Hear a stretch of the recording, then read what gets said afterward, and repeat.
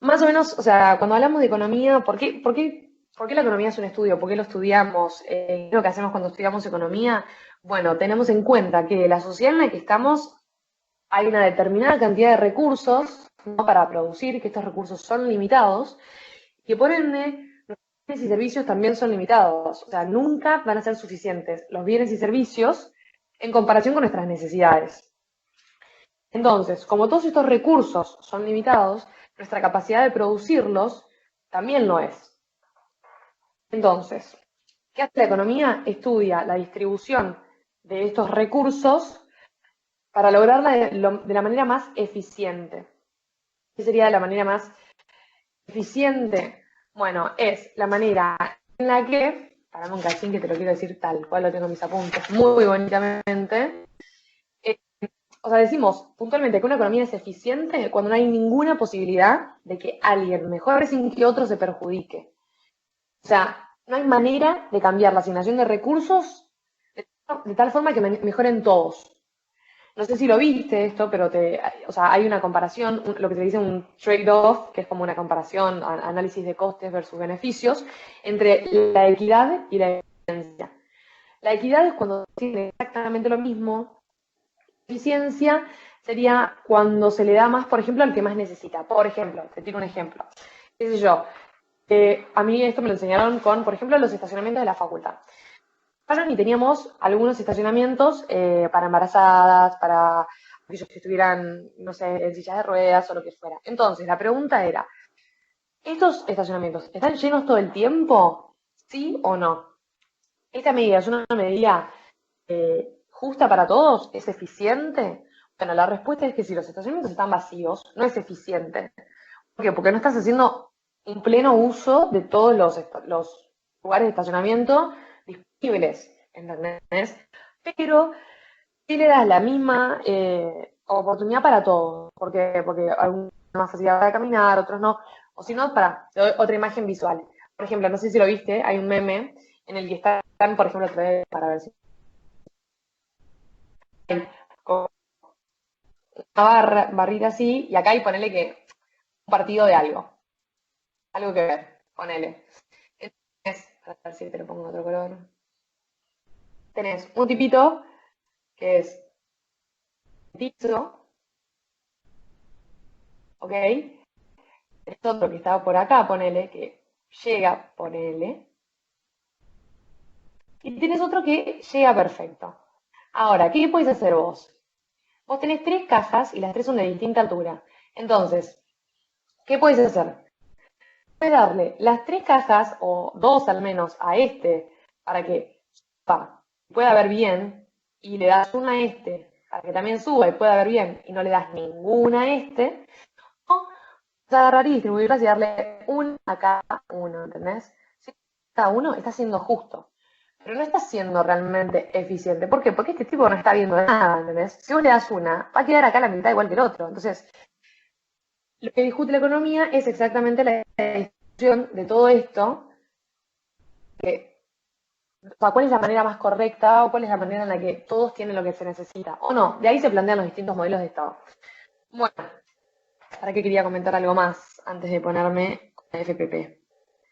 No, bueno, me pongo la FPP. Bueno, ¿qué es la FPP? Es la... ¿Ahí? Ahí está. La frontera de posibilidades de producción. O sea, suponiendo que yo soy un productor y que tengo, por ejemplo, un Y y un bien X, eso salió horrible, lo voy a sacar, un bien Y y un bien X, yo tengo una determinada cantidad de recursos que me permite distribuir una cantidad determinada de cada bien. Entonces, por ejemplo, que yo tengo, por ejemplo, estos son panchos y estos son hamburguesas y tengo determinada cantidad de panchos y determinada cantidad de hamburguesas, calqué y, por ejemplo, una parrilla en la que puedo cocinar todo. Entonces, la cantidad que yo voy a poder producir de ambos va a estar dado por mi frontera de posibilidades de producción. O sea, como mis recursos son escasos, mi producción también es escasa. Entonces, hay que ver cuál es la máxima combinación de producción posible de ambos bienes. Bien. Entonces, decimos, por ejemplo, que en los puntos A y los puntos B, ambos son situaciones eficientes. ¿Por qué? Porque estoy produciendo lo máximo que puedo con la cantidad de recursos que tengo. Después, por ejemplo, tenemos el punto D y el punto C. Si bien ambos son enormemente diferentes, son ineficientes. Bien, esperamos un cachín. Son ineficientes ¿por qué? Porque este es inalcanzable. No puedo producir D porque no tengo la cantidad de recursos disponibles. Y acá me sobra. O sea, estoy produciendo menos. Por ejemplo, la FPP de Argentina es eficiente porque produce menos de lo que, o sea, porque por la FPP de Argentina estaría produciendo en este punto. ¿Entendés? Aunque claramente puede producir más.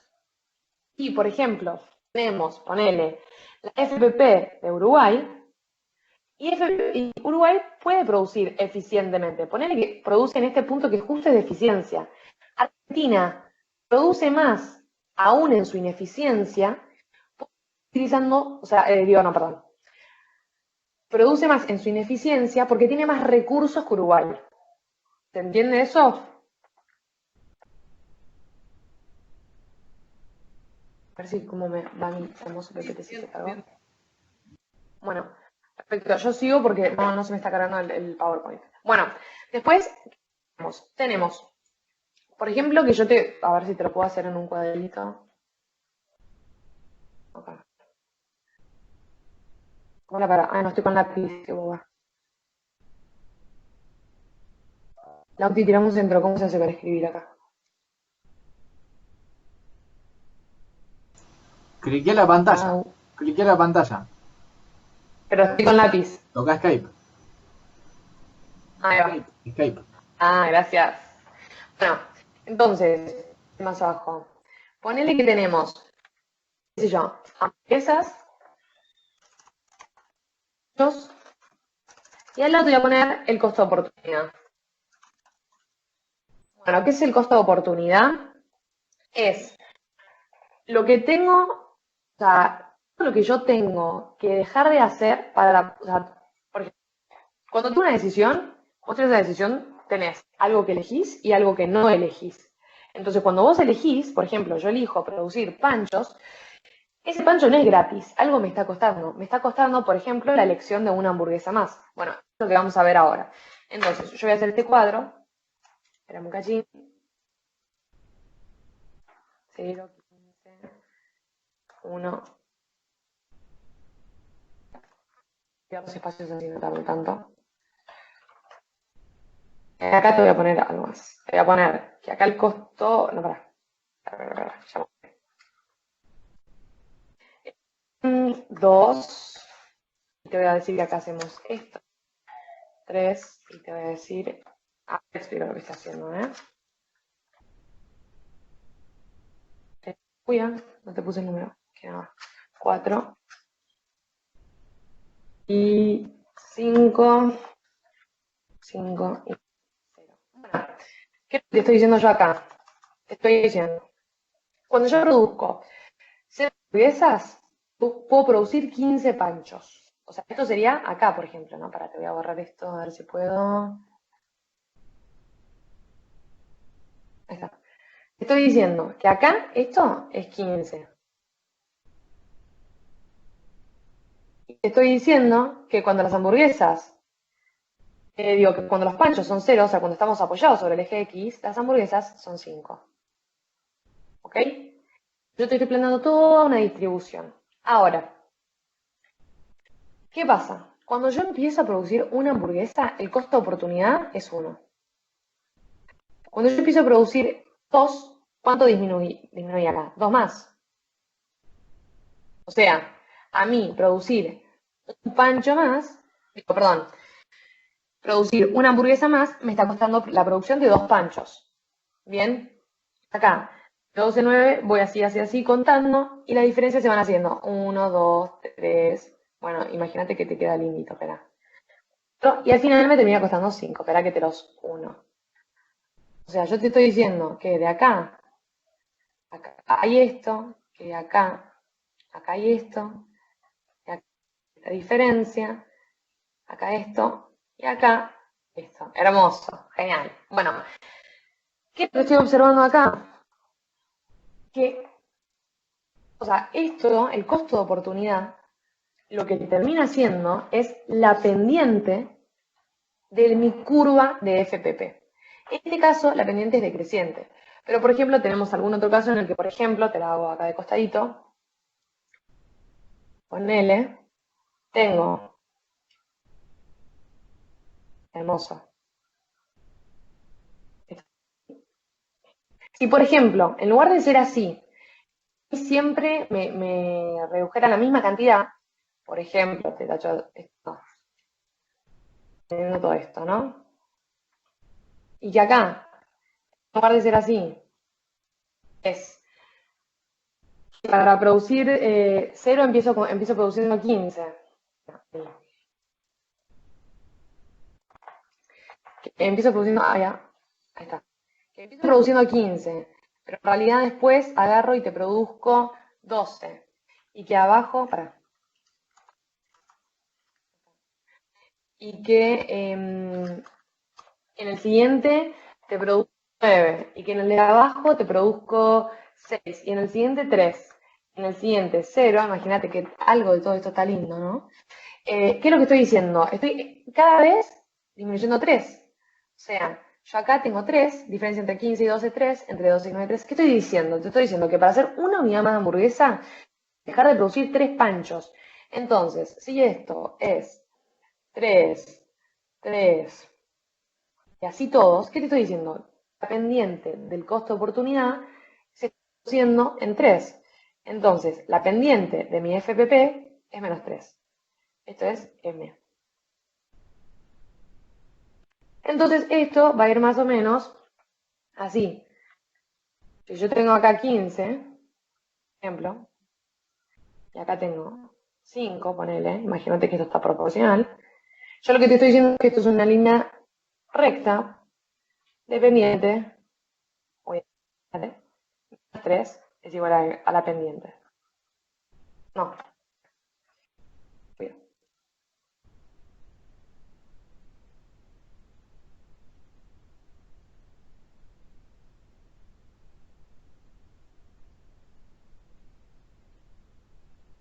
Ok, bueno, ¿qué más podemos decir de la FPP? Bueno, tenemos el caso de los desplazamientos de la FPP. ¿Cuándo se desplaza una FPP? Bueno, decimos que la frontera de posibilidades de producción, que es básicamente todas las formas en las que puedo distribuir cuánto produzco de cada cosa, se alcanza cuando, por ejemplo, hay un crecimiento de la economía. ¿Por qué motivos hay un crecimiento de la economía? Bueno, por ejemplo, porque hay un aumento de recursos. ¿Qué sería esto? Por ejemplo, un aumento de capital, o sea, hay más máquinas, más edificios, o porque hay, por ejemplo, un aumento de lo que sería el factor tierra, que serían los recursos naturales, el espacio físico, o porque, por ejemplo, hay un aumento en el factor trabajo. ¿Qué significa esto? Que, por ejemplo, tengo más trabajadores, o, por ejemplo, también el factor del capital humano. ¿Qué es esto? Es, por ejemplo, cuando uno estudia, aumenta su capital humano. ¿Por qué? Porque tiene más conocimientos y capacidades, ¿entendés?, a la hora de aplicarlos. Esto también se puede lograr con todo lo que es especialización, que me imagino que también lo habrás visto en las clases de economía. Esa es una opción. Esa es esta opción. También puede haber avances tecnológicos, ¿ok? Por ejemplo, que, qué sé yo agarraba y tardaba tanto tiempo en, por ejemplo, que los panchos los hacía a mano, o las hamburguesas las hacía a mano, y de repente tengo una máquina que me las hace en 5 minutos. Ese es un avance tecnológico y también un recurso nuevo que es el capital, porque estoy teniendo una máquina que me hace las hamburguesas. En esos casos, mis posibilidades de producir aumentan. En este caso en particular, aumentaron mis posibilidades de producir hamburguesas y panchos, porque mi máquina nueva me produce las hamburguesas y panchos en menor tiempo. Entonces, ¿cómo se dice esto? Que crece. También está creciendo. ¿Por qué? Lo puedes ver así, lo puedes ver, desde dos lados el gráfico lo puedes analizar. Puedes analizar verticalmente como horizontalmente. Vos podés pararte en un punto, ¿bien? Acá, y en otro punto acá, ¿bien? Y de acá lo que vas a ver es que antes, en un nivel de producción X, para que acá tenemos producción Y, antes producías tanto de X y tanto de Y. A ese nivel de producción de Y, podés producir más X. ¿Se entiende? Y lo mismo acá. Antes, a un nivel de producción de Y, producía tanta Y. Ahora, al nivel pasado de producción de X, producir un nivel mayor de Y. O sea, aumentó mi capacidad productiva sería. ¿Bien? Esta es una opción. La otra opción es que aumente solamente para un eje. Vamos, acá aumenta solamente para el eje X y acá aumenta solamente para el eje Y. ¿Qué significa esto? Aumentó mi capacidad productiva únicamente de uno de mis bienes. ¿Cómo puede ser? Por ejemplo, que cualquier cosa que se te ocurra. De repente, la máquina que tengo no es solamente, no es de panchos y hamburguesas, es por ejemplo solamente de panchos. Ponele. ¿Ok? A ver si tengo algo más que comentarte al respecto. Bueno, obviamente que así como crece, también puede decrecer la FPP. Eso puede ser porque baja el nivel de producción, porque tenemos pocos recursos o porque no se hace un uso eficiente de los mismos. ¿Qué significa esto? O sea, si no usamos de manera eficiente, por ejemplo, que estamos ubicándonos en este punto, estamos siendo ineficientes y estamos generando desocupación. O sea, vos pensás que en algún momento, cuando estés estudiando macro, te van a agarrar y te van a explicar toda la cadena de factores de por qué la economía es cíclica. Por qué si crece todo crece y por qué si decrece a todo le va mal. Básicamente es porque cuando, por ejemplo, vos estás produciendo mucho, ¿no? Producir mucho es porque hay mucha gente que te está comprando. Si hay mucha gente que te está comprando, te están generando más ingreso. Cuando vos tenés más ingreso, vas a querer producir más. Si producís más, contratas más gente tiene más salario tiene más capacidad de comprarte a vos tus productos. Es como cíclico el crecimiento económico. Entonces, estar en un eficiente genera desocupación. Esa es la conclusión. Bueno, a ver si me ubico qué más podemos avanzar. Dijimos FPP, escasez y eficiencia. Bueno, podemos ir un poquito, a ver cómo está si mi PowerPoint, no, que me ahí va a estar para cuando terminemos la clase, no llega, yo se los mando después, igual, totales son mis apuntes y tengo ahí mis resúmenes de los dos parciales. Bueno, después tenemos lo que es la oferta y la demanda. A ver.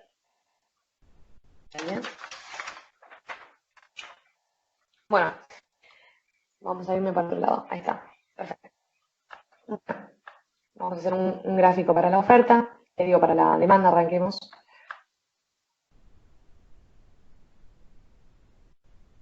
Y vamos a hacer otro para la oferta.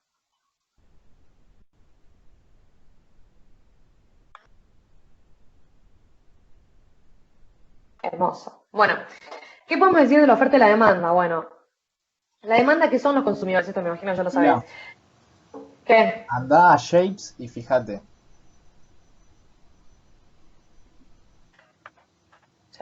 No, no, no, ahí en dibujar, anda a dibujar. Shapes, formas. ¿Esto me decías? Ay, pero qué linda que estás vos, che. Hermoso. Bueno, para entonces me borro todos mis dibujos horribles. Estás re canchero, ¿eh?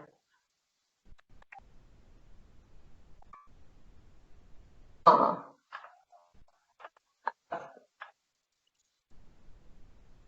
Bueno, dijimos que esto es demanda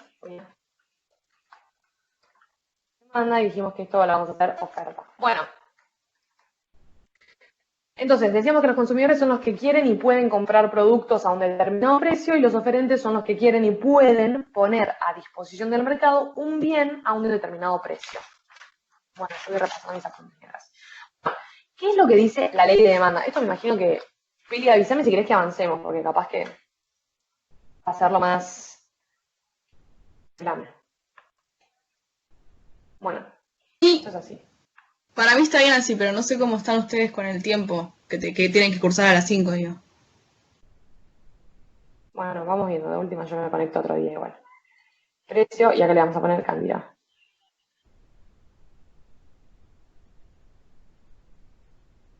Precio. Upa, se me fue. Bueno, ¿qué es lo que dice la ley de demanda? dice que hay una relación inversamente proporcional. Te lo voy a anotar. Uy, ya. Inversamente proporcional. Y esta es directamente proporcional. ¿Qué significa esto? Básicamente lo que estoy diciendo es que en la demanda, cuando... Vamos a poner un colorcito distinto. Cuando el precio baja, voy a estar dispuesta a comprar más cantidad. No, si a vos agarran y te dicen, qué sé yo, tenés un vestido y el vestido te cuesta 10.000 pesos, ¿cuántos te vas a comprar? Y posiblemente ninguno. Y si tenés de ese mismo vestido y agarran y te dicen, te cobro un peso, ¿cuánto te compras? Y quizás 10, ¿entendés? Bueno, más, obviamente, pero espero que se me entienda el punto. Entonces, significa, por ejemplo, yo acá tengo un precio de 10 y acá tengo un precio de... No, lo vamos a hacer más proporcional. Bueno, no me mato. Bueno, me entendiste. Un precio de 5. Entonces yo lo que estoy diciendo es que acá, poner que voy a tener, solamente te voy a comprar 2. Y acá voy a estar comprando 4.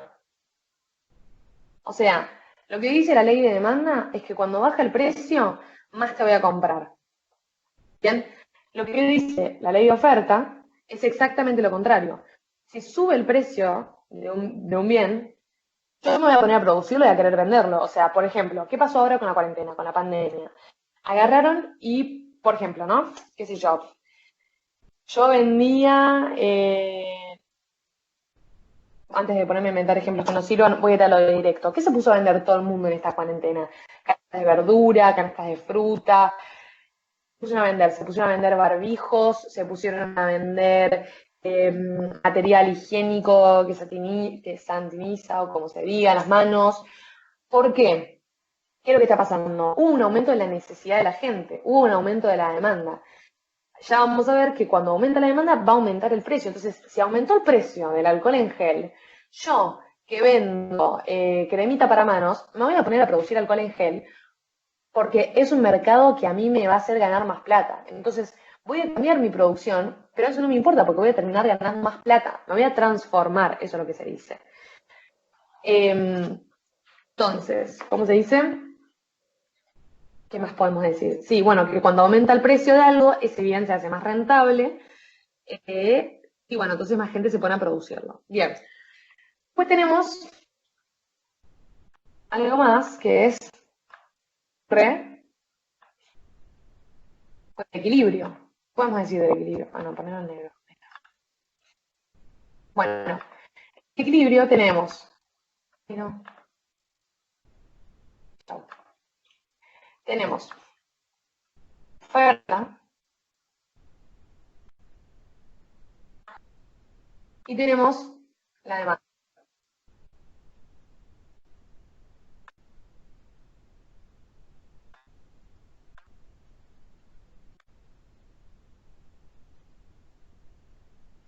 Esto que teníamos era precio y esto lo que tenemos es cantidad. ¿Qué estamos diciendo acá?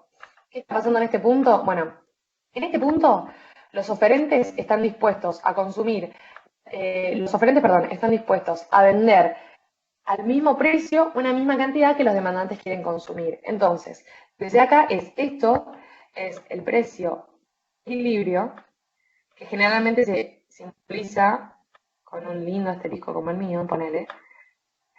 Y tenemos lo que es la cantidad de equilibrio, que también lo mismo con un asterisco.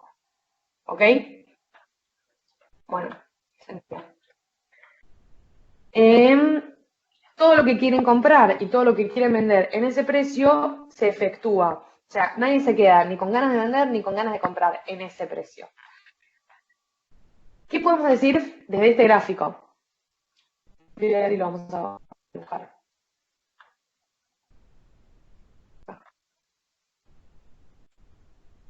Vamos a decir, bueno, podemos hablar del exceso de demanda y el exceso de oferta. Bien, empezamos por el exceso de demanda. Vamos a empezar con este color. Genial. Bueno, es el exceso de demanda. Nos paramos en un punto acá, inferior al del equilibrio. Sería acá. Y si seguimos tiqui, tiqui, tiqui, tiqui, tiqui, tiqui, sería por acá. Entonces acá tenemos una cantidad menor y acá tenemos una cantidad mayor.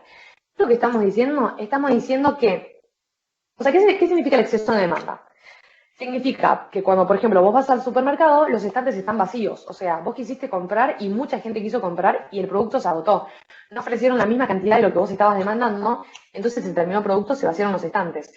Entonces, decimos que hay un exceso de demanda cuando la cantidad demandada es mayor a la cantidad ofrecida. Ahí está, me bajo esto. Entonces, significa que va a haber una competencia entre los distintos compradores, ¿no? Por ejemplo, qué sé yo, vos vas, ¿qué pasó en Estados Unidos cuando empezó la cuarentena y que todos se pusieron locos por el papel higiénico? Vos vas al supermercado, no había más papel higiénico los estantes. ¿Qué pasaba entonces? Iba un comprador, iba otro comprador y luego decían, yo me quiero llevar el papel higiénico. ¿Qué significa? Empieza la discusión, empieza la puja, es como si fuera una subasta. Bueno, pero yo te pago 10. No, bueno, no me importa, yo te pago 15. ¿Qué es lo que están haciendo todos estos compradores? Están llevando al alza del precio.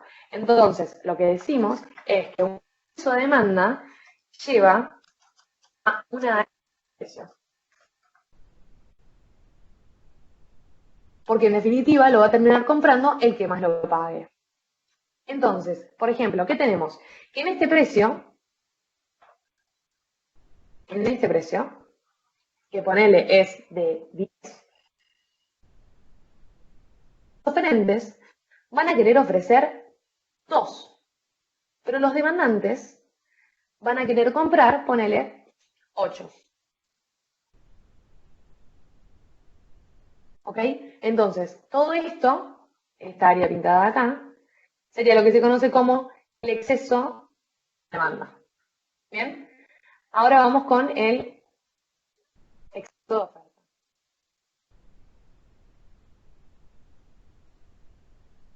Bien. Bueno, el exceso de oferta es lo mismo, pero se ve para el otro lado. Entonces tenemos acá, nos paramos en un punto superior al equilibrio. ¿Ok? Tenemos acá, otro punto acá. Y acá se va a hacer otra área parecida a la anterior. Entonces, y acá vamos a tener también distintas cantidades, lógico. ¿Qué es lo que vamos a decir en el exceso de oferta? Estamos diciendo que la cantidad demandada es menor a la ofrecida. O sea, lo voy a poner que en el anterior, que la cantidad ofrecida es mayor a la cantidad demandada. ¿Qué es lo que está pasando? Por ejemplo, a ver si se me ocurre algún ejemplo práctico. Ponele. Exceso de oferta, no exceso de oferta. Ponele que yo antes de la pandemia, había un exceso de oferta de todos los equipos de cuidado. Por ejemplo, había un exceso de producción de alcohol en gel. Yo producía alcohol en gel, producía, nadie me compraba, me estoqué de alcohol en gel. Tenía mucho alcohol en gel, me salvé produciendo. Entonces, ¿qué es lo que pasa? Yo me salvé produciendo, todos se lo salvaron produciendo, nos acumulamos todos y hicimos alcohol en gel. Entonces, ¿qué pasa? Si yo te ofrezco alcohol en gel, el de al lado te ofrece alcohol en gel, yo veo que todos te están ofreciendo alcohol en gel, yo voy a querer bajar el precio de mi producto, voy a tener que, en realidad, porque si no, no te voy a poder vender nada. Si vos tenés un montón de gente que te quiere ofrecer lo mismo, los oferentes van a empezar a competir entre ellos para ver quién logra vendértelo. Entonces, la competencia va a ser, ofrece un mayor beneficio a vos, y eso va a ser a través de bajarte el precio. Entonces, los vendedores van a competir bajando el precio. ¿Cómo lo podemos ver? Por ejemplo, que acá el precio es, te voy a decir de vuelta 10. Ponele que acá el precio es 10. En este punto, la demanda, yo voy a querer comprar solamente 2. pero la oferta va a estar en 8. O sea, acá es al revés. ¿Qué estamos viendo? Que a 10, un montón de oferentes quieren venderlo caro. Eso es lo que significa. Y muy pocos demandantes lo quieren comprar caro. Lo van a querer comprar los que lo consideren tal. Y lo van a querer vender todos. Entonces, los oferentes compiten entre ellos y van a terminar logrando que el precio baje. ¿Qué podemos decir al respecto? Bueno, después vamos a hablar un poquito de los factores que afectan a la demanda, pero los voy a mencionar por arriba si le metemos pilas. Bueno, los factores que afectan a la demanda son los gustos y las preferencias, el precio de los bienes relacionados. O sea, por ejemplo, si yo tengo un auto y aumenta el precio de la nafta, perdón, si yo me quiero comprar un auto y aumenta el precio de la nafta, lo voy a pensar 2 veces. Capaz digo, che, me conviene empezar a moverme en bondi porque mantener el auto me va a costar caro. O, por ejemplo, del bien sustituto que lo reemplazaría. Si, por ejemplo, yo me quiero comprar un auto, pero en bondi me lo regalan prácticamente o vuelve a estar a 2 pesos, yo voy a decir, ¿para qué me voy a comprar un auto si por 2 pesos puedo viajar en bondi?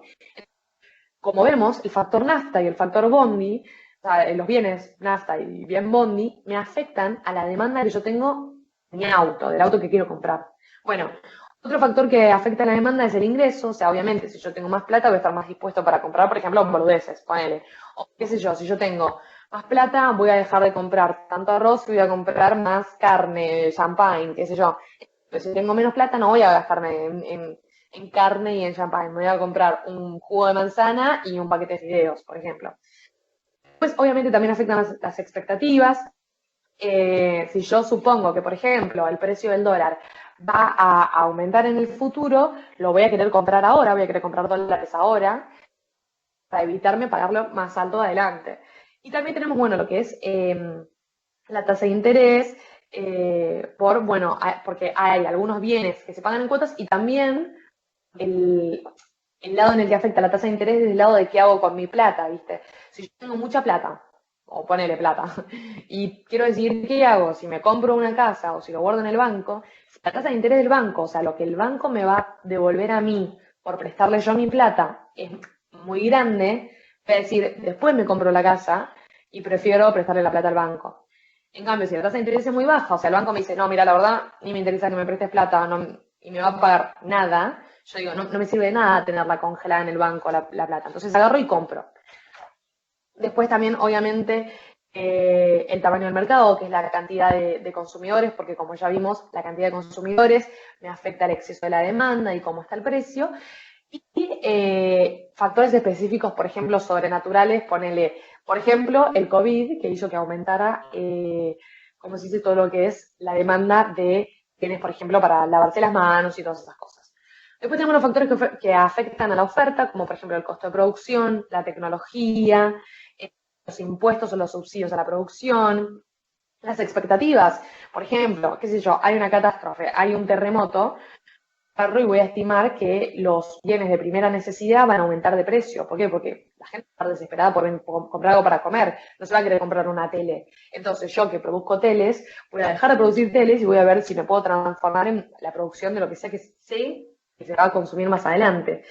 Y obviamente, como dijimos recién, también el precio de los bienes relacionados, el número de productores u oferentes, porque vimos que afecta a la oferta y a su exceso, y factores específicos. A ver, por ejemplo, tengo un ejemplo que dice. Bueno, no, pésimo mi ejemplo. A ver. ¿Qué más podemos decir? ¿Alguna duda? ¿Algo que quieras decir? No, con ese tema voy re bien. O sea, con lo que explicaste, más lo que explicaste, más lo que yo tenía, voy re bien. Perfecto. Entonces, hago un último comentario al pasar. Básicamente, no, pero me imagino que habrás visto, o sea, no lo vimos con vos, pero me imagino que habrás visto todo lo que es el desplazamiento de las curvas, cuando aumenta la oferta, cuando aumenta la demanda. Básicamente la demanda, por ejemplo, puede desplazarse porque hay un mayor nivel de ingreso y entonces la gente tiene más plata para comprar la misma cantidad de bienes o más. Y la oferta puede desplazarse porque básicamente todo similar a lo que vimos con la FPP, perdón, se me fue esto. Con la FPP, que aumentaron mis posibilidades de producción, entonces puedo producir más a un precio más barato, entonces lo puedo vender más barato.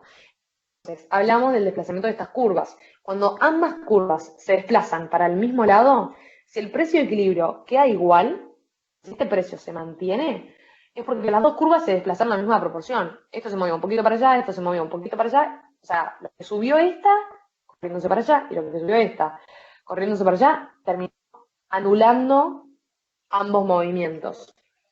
Pues, si el precio de equilibrio aumenta, es porque la curva de demanda se desplaza en mayor proporción que la curva de oferta. Por ejemplo, qué sé yo. Por ejemplo, yo tengo oferta, demanda, y esta se corre todo esto, y la oferta se corre un cachín así. Lo que observo es que este, que era el precio de equilibrio, y ahora este, que es el nuevo precio, no me mareé. Y ahora este, que es el nuevo precio de equilibrio, aumentó. Estamos hablando de toda esta diferencia. Bien, bueno, y si el precio de equilibrio decrece, lo que estoy diciendo es que pasó exactamente lo contrario. Aumentó la oferta que lo que aumentó la demanda. Yo tengo esto que es de oferta, y se mueve todo esto. Y yo tengo esto que es la demanda, se me mueve un cachín así chiquitito. Yo tenía este precio de equilibrio, y ahora este es el nuevo, mi precio decreció. Bueno, ¿qué más tengo para decir? Me parece que pasamos a todo lo que es a corto plazo. Bueno, la producción y los costos, todo a corto plazo. ¿Qué estamos diciendo? Que la función de producción, o sea, ¿qué significa la función de producción? Yo estoy diciendo que el producir va a estar en función de, o sea, va a depender de determinados factores. El factor trabajo, como dijimos, el factor trabajo en términos de cuántos hombres, o de factor humano, que es qué tan capacitados están. El factor capital, que es tierras no, edificios. El factor tierra, ahí sí, espacio físico, recursos naturales. Y bueno, las horas hombres que ya te lo había mencionado. Hablamos de corto plazo cuando decimos, estamos hablando de un periodo de tiempo en el que al menos uno de tus recursos está fijo. Y hablamos de largo plazo cuando, o sea, estamos hablando de estos factores, recursos de producción para recursos, similar a factores de producción.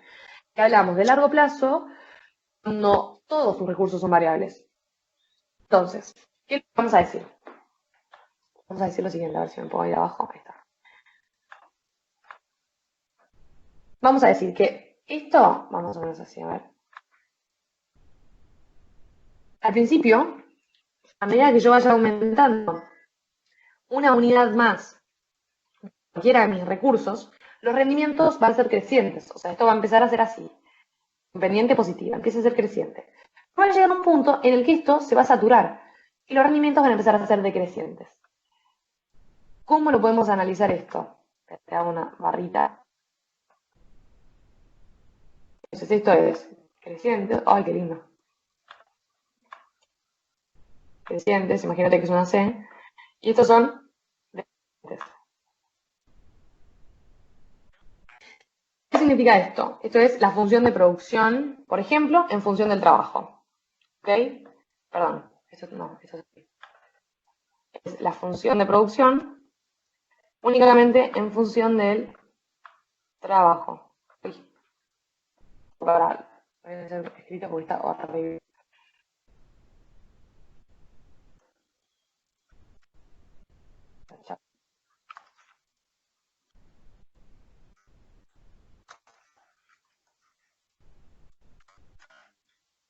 Ok, la función de producción, a ver si lo puedo agrandar. Bueno, en función del trabajo. Ok. Estoy hablando entonces del producto marginal del trabajo, que es cuánto daría la producción si la cantidad de trabajo aumenta en 1. Esto es, a ver si te lo puedo escribir de manera más linda. PM se escribe bien. L. Producto marginal del trabajo, que es A, la variación. La variación en la cantidad, esto es un triángulo, en la cantidad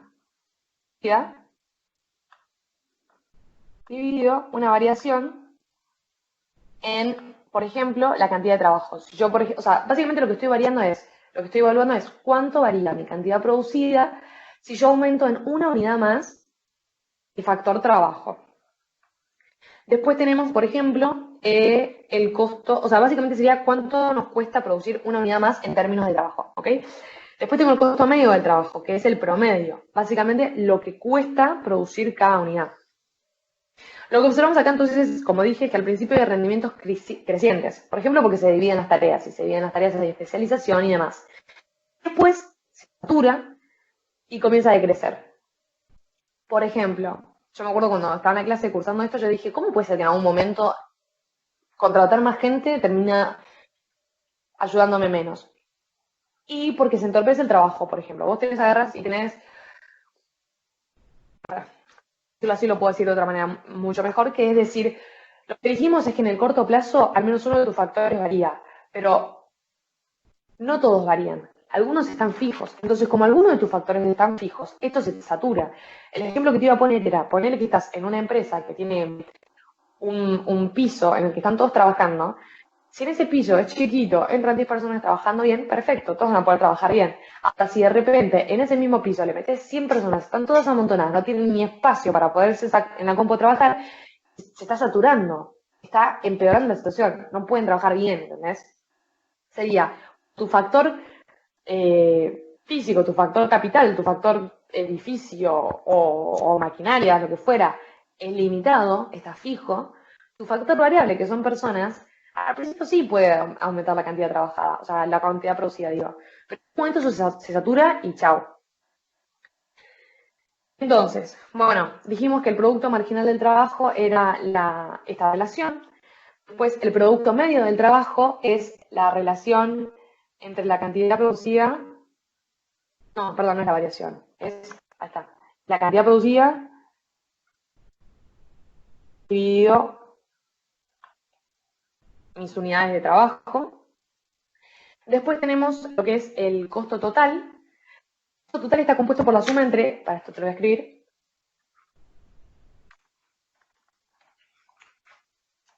el costo fijo más el costo variable. El costo variable es aquel que no depende, a ver, ahí está. El costo variable es aquel que no depende de las unidades producidas. O sea, perdón, al revés, te estoy diciendo mal. El costo fijo es el que no depende de las unidades producidas. Por ejemplo, si yo soy una empresa que organizo eventos, como la empresa en la que trabajaba, los costos fijos van a ser la luz, el teléfono, el gas, el alquiler de la oficina. Y costo variable, por ejemplo, que sería lo que yo necesito para, a medida que voy aumentando mi producción, va a ser, por ejemplo, si yo produzco, no, pésimo ejemplo el de los eventos, pone que produzco panchos. Bueno, produzco panchos. Tengo, bueno, el alquiler, la luz, el gas, todo. Y el costo variable, por ejemplo, va a ser, voy a tener que comprar más pan, voy a tener que comprar más panchos. Y va a depender de las unidades producidas. ¿Por qué? Porque a medida que quiera producir más panchos, voy a necesitar más panes y más panchos. Bueno, el costo total está compuesto por la suma de los dos. Después tenemos lo que es el costo marginal. O sea, todo lo que vos en la economía veas como marginal va a ser o sea, la variación de algo en relación a la variación de otra cosa. ¿Qué va a significar? ¿Cuánto varía mi numerador en relación a una unidad más agregada de mi denominador? En este caso, por ejemplo, el producto marginal, dijimos que era cuánto varía mi cantidad producida en relación a una unidad más de mi trabajo. Bueno, el costo marginal va a ser cuánto varía mi costo total con una unidad más producida. Se ve así. Sería la variación del costo total dividido mi variación, la cantidad producida. Bien, este que es el costo marginal. Y después tenemos el costo medio del trabajo, que es básicamente cuánto te cuesta producir una unidad más, que es el costo total dividido la cantidad producida, que sería el costo total dividido la cantidad producida, así sin más. 40. Genial. ¿Qué más podemos decir al respecto? ¿Tenés alguna duda? Chiflame. Bueno, después también tenemos que tener en cuenta un poco tipo, lo que es cómo se ven afectadas las empresas con esto. Bueno, decimos que a corto plazo hay una condición de cierre de la empresa. ¿Por qué? Decimos que una empresa debe cerrar si para cualquier ingreso posible, o sea, es decir, produciendo mucha cantidad o poca, el ingreso total es menor que los costos variables de la empresa. O sea, si una empresa debe cerrar si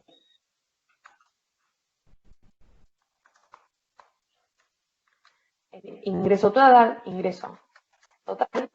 es menor que los costos variables.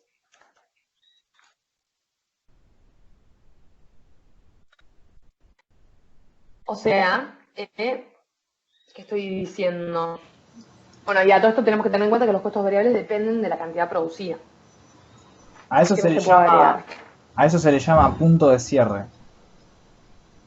Bueno, muchas gracias por el comentario. Bueno, entonces nada, repito un poco lo que te estaba diciendo antes, que hacía modo resumen. Dijimos que el costo fijo eran los pagos a factores independientes de la cantidad producida, el coste variable era el pago a factores que dependen de la cantidad producida, el coste total, la suma de estos dos, y el costo marginal, cómo varía mi costo total cuando varía mi producción. Lo que observamos acá, que no te lo mencioné, se llama la ley de los rendimientos decrecientes. O sea, al agregar una unidad más de trabajo, aumenta mi producción hasta cierto punto, pero en algún momento se satura. Porque como te mencioné, había un factor de producción que estaba fijo. ¿Qué más te puedo agregar al respecto?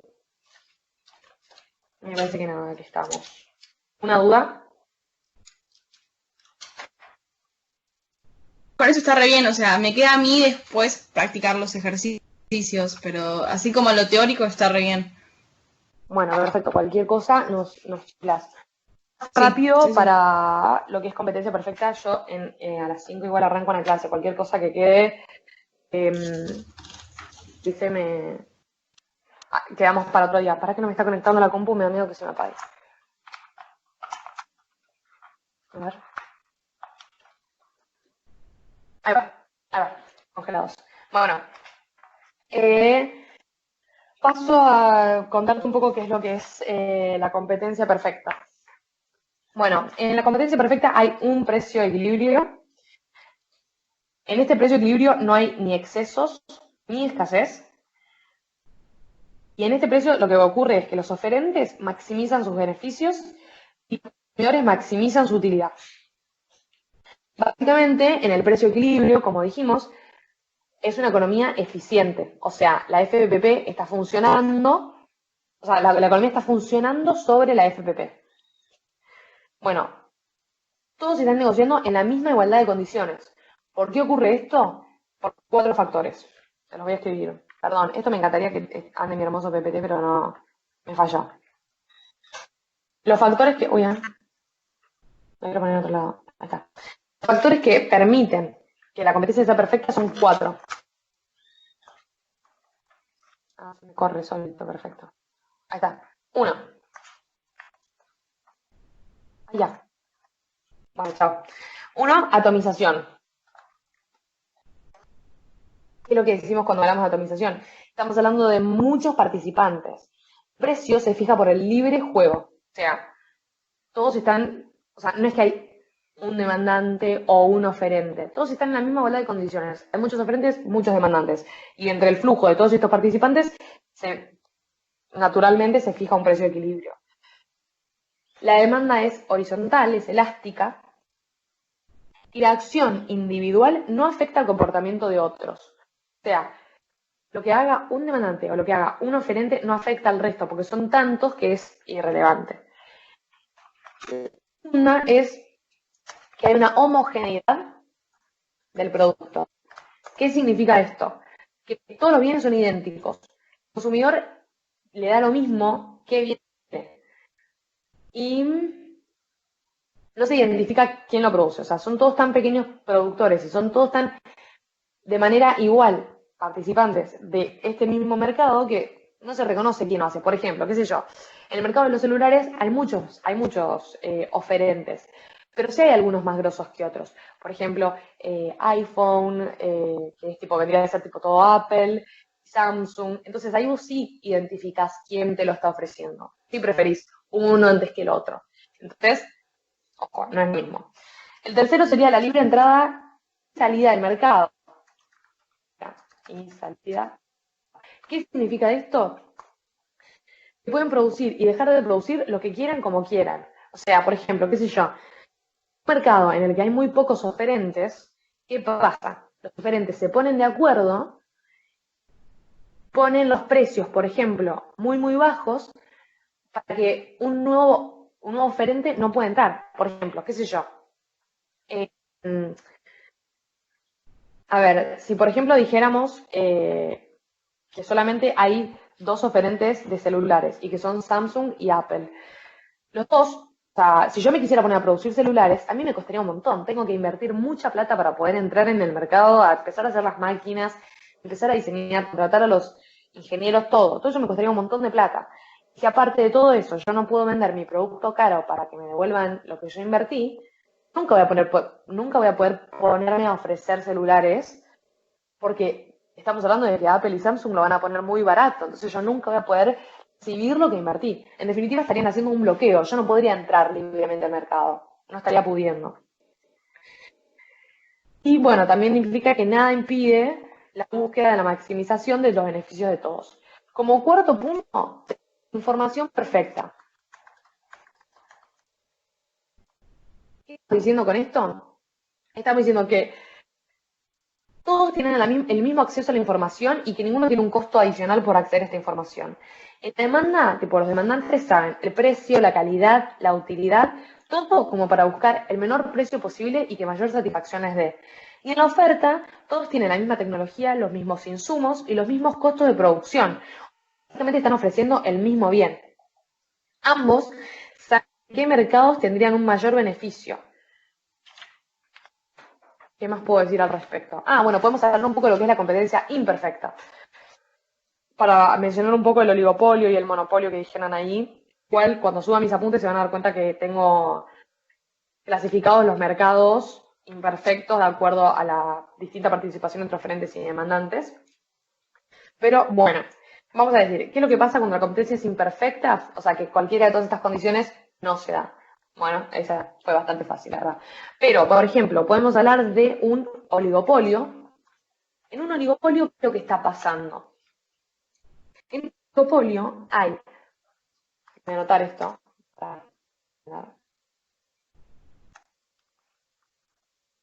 pocos veces, y muchos demandantes. Bueno, ¿qué está pasando con esto? Como los oferentes son pocos, controlan y acaparan las ventas. O sea, agarran y dicen, listo, acá no entra nadie. Entonces funciona más o menos como un monopolio.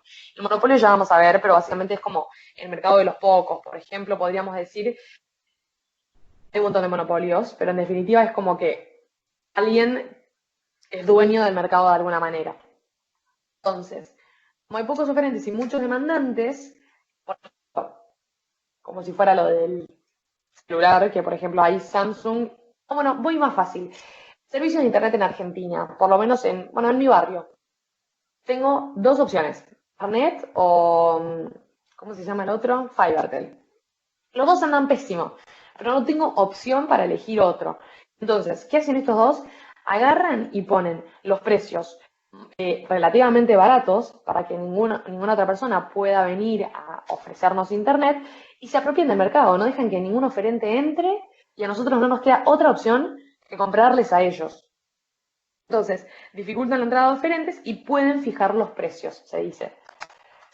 Pueden fijar precios. Era una condición que no tenía que ocurrir en una competencia perfecta. En la competencia perfecta tienen todos la misma proporción de participación, entonces nadie puede influir con sus decisiones sobre el otro. Y en el monopolio tenemos un montón de tipos. Tenemos el monopolio tecnológico, por ejemplo,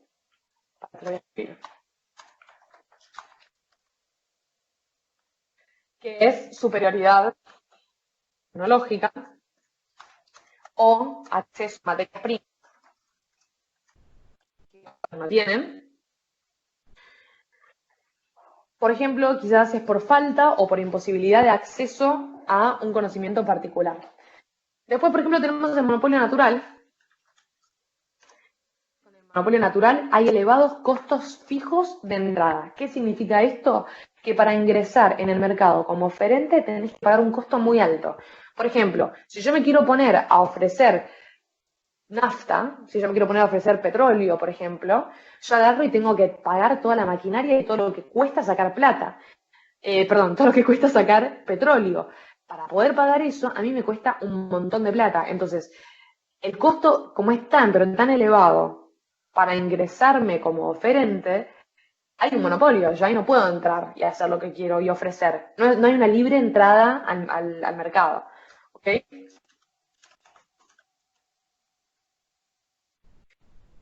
Tenemos lo que es el monopolio legal. ¿Qué es el monopolio legal? Por ejemplo, se entregan concesiones, contratos, en el que permiten que otra persona lo ofrezca. Por ejemplo, qué sé yo, a ver, una obra es malísimo, pero algún servicio público, por ejemplo, el transporte, que lo tiene, está en manos, si no me equivoco, de una empresa inglesa, ¿no? Este punto tal en el que un oferente no puede entrar libremente, ¿por qué? Porque a otro ya se le dio la licitación. Entonces sería empresas con concesiones, contratos, licitaciones. Bien, después esto igual todo lo voy a subir.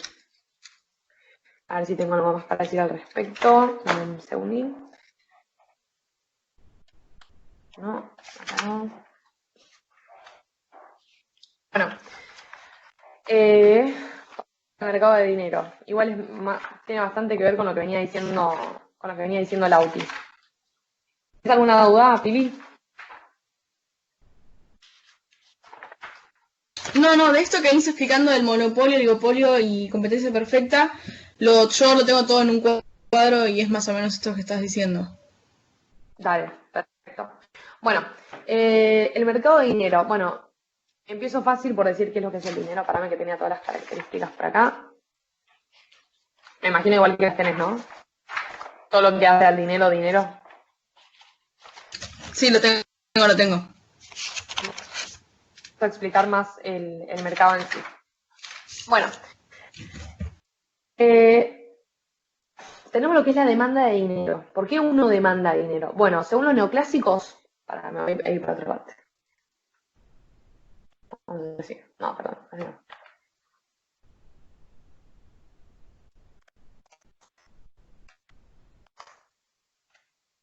Según los neoclásicos, básicos, dicen que solamente es para realizar transacciones.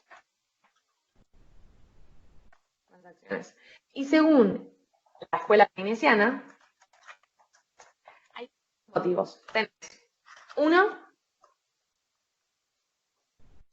hermoso. Bueno, perfecto.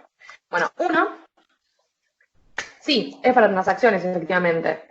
Dice, vos querés tener liquidez. Cuando, por ejemplo, vos querés tener, qué sé yo, 50 pesos para ir a comprarte un alfajor cuando vas al kiosquito. Bien. Después tenemos la segunda, que es por precaución. Precaución. Previstos. Esto depende del ingreso. ¿Por qué? Por ejemplo, si vos agarrás y decís, por ejemplo, ¿no? Vos salís, épocas pre-COVID, te vas a un boliche, y vos agarrás y decís, tu papá te dice, bueno, llévate plata. Y vos decís, no, ¿para qué? No necesito plata. Ya pagué la entrada, mis amigas me llevan, no sé cuánto. Llévate por las dudas. Bueno, ¿cuánto te llevas? Eso depende del nivel de ingreso que tenés. Si vos te ingresa muy poca plata, no te vas a llevar un montón de plata para precauciones. Si vos te ingresa mucha plata, vas a tener en cuenta, qué sé yo, tus precauciones van a cambiar y van a ser un poquito más tontas, por así decirle. Te vas a llevar plata, por ejemplo, si te querés llegar a comprar un trago, si te querés llegar a pasar por Mac después de la salida. En cambio, si tenés menos plata, sabes que no vas a pasar por Mac a la salida y sabes que no te vas a comprar un trago, entonces te llevas plata, no sé, 100, 150 pesos para el remis de la vuelta, por ejemplo. O sea, depende del ingreso. Después tenemos todo lo que es especulación. ¿Qué tiene que ver la especulación en la demanda de dinero de la gente? Influye en la tasa de interés. O sea, cuando nosotros hablamos de la tasa de interés, podemos hablar de dos tipos de tasa de interés. Podemos hablar de la tasa de interés que el banco nos cobra a nosotros por tener nuestra plata ahí, o podemos hablar de la tasa de interés que nuestro banco, donde nosotros guardamos la plata, que le vamos a decir banco comercial, ¿qué tasa de interés le cobra el Banco Central? O sea, el Banco Central también impone las tasas de interés a los bancos comerciales y los bancos comerciales, por ende, se ven afectados y nos imponen la tasa de interés a nosotros también. Entonces, si por ejemplo la tasa de interés va a subir, no lo estoy poniendo mal. Claro, hay una relación inversamente, o sea, es inversamente proporcional. Si la tasa de interés baja, me conviene tener la plata líquida, me conviene tener o sea, fácil acceso, no me voy a poner un plazo fijo a que mi plata esté encerrada en el banco por un año si me van a pagar 2,50 mangos. En cambio, si la tasa de interés es muy alta, yo la voy a poner en un plazo fijo. Bueno, eso sería todo lo que es la demanda del dinero. Bueno, lo que es la oferta del dinero. La oferta del dinero es por parte de los bancos. Para entender la oferta de los bancos, tenemos que entender unas tasas con las que trabajan los bancos, que son, dame un segundito, las tasas de, espérame,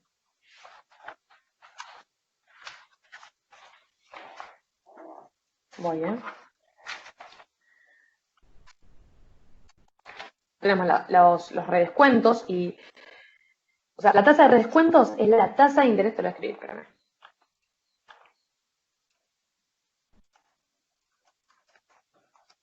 Es la tasa de interés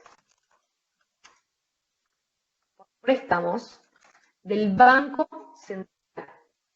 Del Banco Central. Los bancos privados, por ejemplo, qué sé yo, si vos tenés una cuenta en el Banco Santander, es la tasa de interés que le cobra el Banco Central al banco, ¿cuál te dije? Por eso Santander Río. Bueno, fue la tasa de interés que le cobra el Banco Central al Banco Santander Río. Eso a vos te va a afectar. ¿Cómo? ¿Por qué? Porque, por ejemplo, si tenés, o sea, si la tasa de interés baja, o sea, pará, me estoy mareando. Si la tasa de interés baja, la oferta monetaria aumenta. Esto se ve así. Se ve así. Oferta monetaria. ¿Cuál era? Era así la UTI, ¿te acordás? Una S, ¿no? Sí, sí, sí. ¿Sí? ¿O con qué otra cosa? No me acuerdo. Sí, es la S, Sí, está bien. ¿no? Sí. Bueno. Y si Igual aumenta la tasa de interés, ¿qué es lo que está haciendo? noto, El Banco Central le está diciendo a los bancos comerciales y privados, devuélvanme plata. O sea, yo les estoy dando tanta plata para que ustedes comercialicen y lo que sea, yo no que me la devuelvan. O, a lo sumo, si ustedes quieren una plata, les va a costar muy caro. Entonces, ¿qué hace el banco? El banco no quiere perder plata, entonces la va a tratar de devolver. Entonces, esto sería como una política contractiva monetaria. ¿Por qué? Porque lo que están haciendo es sacar plata. ¿Por qué? Porque esto es así, la oferta monetaria baja.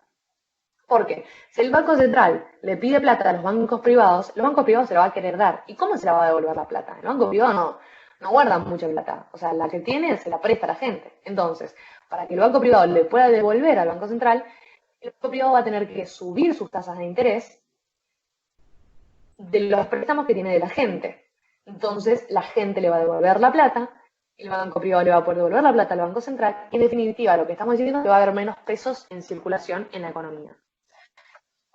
Otra que es importante es la tasa de encaje, o sea, el coeficiente de encaje. Ahí está. Lo estaba diciendo mal. perdón,